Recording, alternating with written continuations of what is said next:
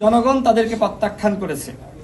আমি বিশ্বাস করি না যে বিএনপি বা জামাত ইসলাম এই জাতীয় পার্টি ফ্যাসিবাদের দোসর তাদেরকে জোটে নিয়ে নির্বাচন করবে।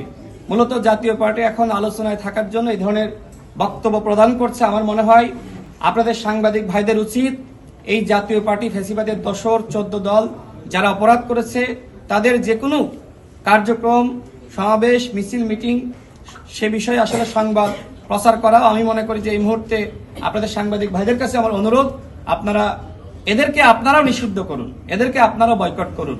কারণ জাতীয় পার্টি হলো জনগণের ক্ষতি করেছে, গণতন্ত্রকে হত্যা করেছে।